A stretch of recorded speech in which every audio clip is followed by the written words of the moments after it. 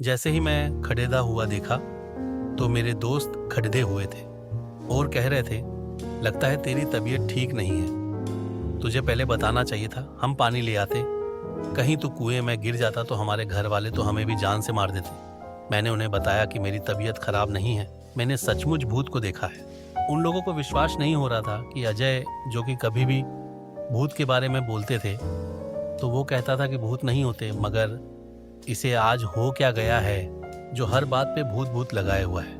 भाइयों, अब तक 2 बज चुके थे, हमारे दोस्तों का आने का समय हो गया था। मेरे दोस्त ने कहा, चलो अब ऊपर चढ़ जाते हैं और उन लोगों को डराते हैं। मुझे डर तो लग रहा था, पर मैं दोस्तों के साथ ज्यादा ऊपर नहीं, बस थोड़ी ऊंचाई पर जाके बैठ गया। जब वो लोग आए तो हमने पत्थर फेंकने चालू किए, और तब तक हुआ क्या, जोर से एक दंदूरा हवा का झोंका आया और सरे पीपल को उसने झकझोर दिया। हम लोगों को लगा जैसे कि कोई उसे झकझोर के उखाड़ने की कोशिश कर रहा हो। मेरे दोस्तों ने समझा कि भूत है इस पेड़ पर, और वो सारे लोग डर कर भाग गए और बड़े ही खुश हुए कि आज तो इन्हें हमने डरा ही दिया। पर हमें क्या पता था कि वो कक्का भूत भी यह सब देख रहा है। और उसने जोर से पेड़ को हिलाया। जैसे ही मेरे दोस्तों ने यह सब देखा, जल्दी जल्दी उतरने लगे। अब की बार तो उसकी आंखें, लाल लाल दांत होठों से बाहर। हम वहां से भागे। मैं तो डाली पकड़ी डीएच के कूद पड़ा। मेरे दोस्त जिससे लटका वो डाली टूट गई और एकदम से नीचे गिरा। मैंने उसे उठाया तक नहीं, मैं वहां से भागा और मेरे दोस्त भी पीछे पीछे। बस फिर तो हमने मुड़कर नहीं देखा। घर आके ही हमने दम लिया। हमने देखा कि हमारा दोस्त नीरज नहीं दिख रहा है, तो हमने उसे उधर से लेट आते हुए देखा। वो आराम से आ रहा था। उसकी आंखें लाल, हाव भाव बदले हुए नजर आ रहे थे। हमने उनसे पूछा कि नीरज क्या हुआ, तो उसने कुछ नहीं कहा।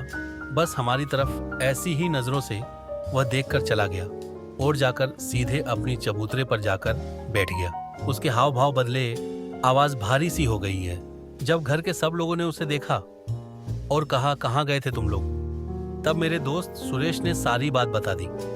तब हमारे चाचा जी ने कहा, मैं हमेशा मन करता रहता हूँ इन लोगों को कि पीपल के पास मत जाया करो, पर यह लोग मानते ही नहीं। अब देखो इसका क्या हाल हुआ है।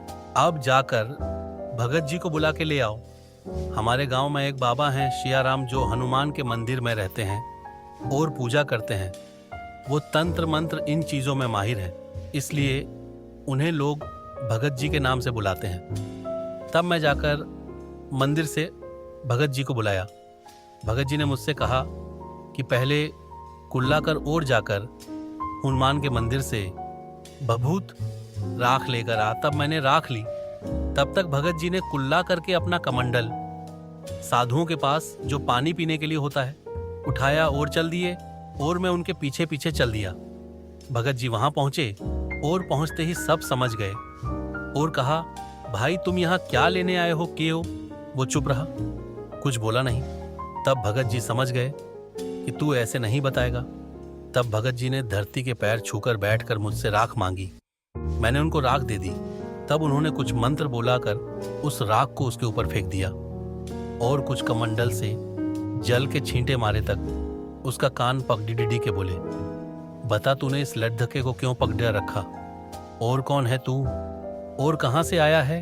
तब उसने बताया कि मैं पास के पीपल के पेड़ पर रहने वाला भूत हूं। यह लोग मुझे दोपहर के समय सोने नहीं देते थे, इसलिए मैंने इनको डराया और इसको पगड़ी डियाच लिया। भगत जी बोले, तू पीपल को छोड़ और कहीं दूर जंगल में चला जा, और वो पीपल बच्चों के खेलने के लिए है, पर मैं कहाँ जाऊंगा? तब भगत जी ने कहा कि तू ऐसे ही हो चला जाएगा, या फिर निकालूं अपना वज्र? और भगत जी की आंखें लाल हो गईं। तब भूत ने कहा, आप मेरा कान छोड़ोगे तभी तो मैं जाऊंगा। देख कितना अच्छा बच्चा है, इतना जल्दी समझ गया। एकदम नीरज हिला और वो नॉर्मल हो गया, जैसे कि अभी सोकर जगा हुआ है। तब भगत जी ने कहा, जाओ, अब पीपल वाला भूत भाग चुका है, अब तुम कभी भी जाकर उस पेड़ पर खेल सकते हो। हाँ दोस्तों, एक बात बताना मैं भूल गया। जब भगत जी आंखों में जो चमक आई वो हनुमान जी थे, और उन्हीं ने कहा था कि मैं वज्र से मारूं क्या तुझे? तो प्रेम से बोलिए, संकट मोचन हनुमान जी की जय। तब से हम लोग भूतों पर विश्वास करने लगे हैं और उनसे अब डर नहीं लगता। जब भी डर लगे तो बोलना जय बजरंग बली की जय।